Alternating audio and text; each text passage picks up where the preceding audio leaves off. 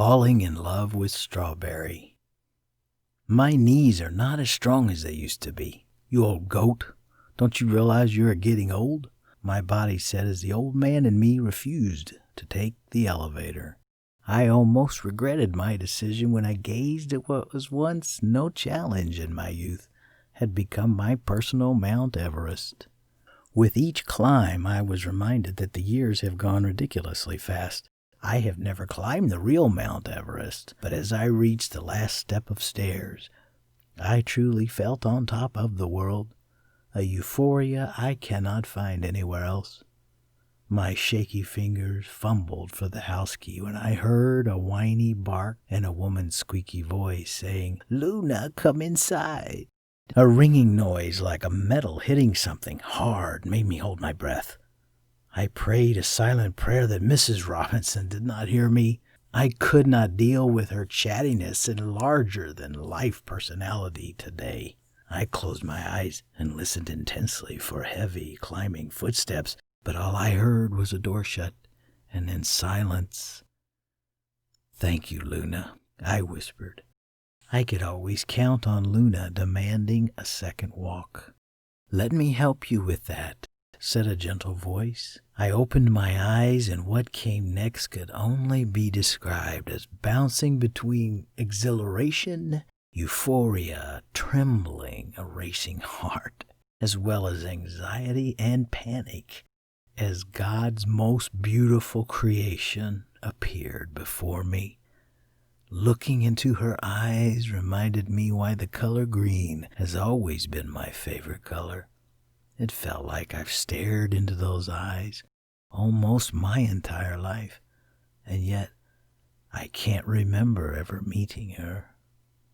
She picked up the key and put it in my hand. Her touch made my body act in such a way I have forgotten. It was overwhelming, but in the best possible way. "My name is," I said.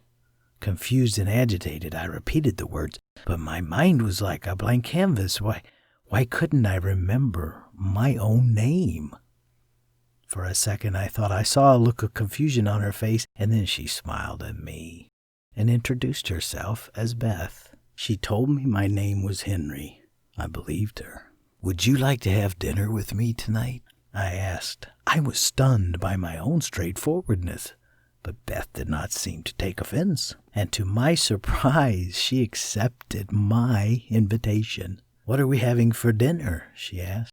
I felt a huge knot in my stomach, a frustrating powerlessness in the moment where no matter how hard I tried, I suddenly can't remember what we are having for dinner.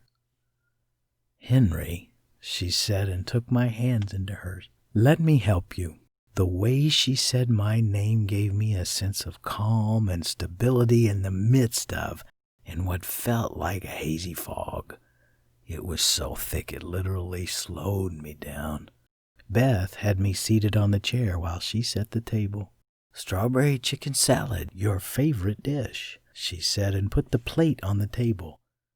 I waited for her to sit down and eat with me, but she insisted on getting something in the living room.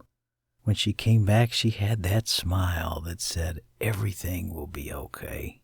I heard soft music played from the living room.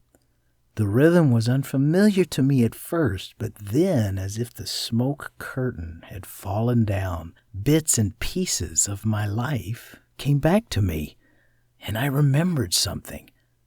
I used to hate strawberries. When I was a young boy, there was a bakery nearby my home. A lovely girl used to work there. Her eyes were strikingly vivid colors of emerald, and her hair shimmery color amber. I called her my strawberry girl. I always bought a strawberry cake from her because it was her favorite kind of pastry, even though I hated strawberries. That same girl was now sitting in the kitchen with me. The lustrous amber color had faded with age and turned silvery white, but she was still as beautiful as I remembered her. My lips moved with the melody. The song she played was our song. "Beth," I said. "Yes, Henry." she replied. Happy anniversary, dear. Happy anniversary, my love. She smiled. Beth had such an effect on people around her. Her simple smile would fade all the worries. I know my memory is not what it used to be, and one day I will no longer be me. But one thing I'm certain of, and that is I will always love my strawberry.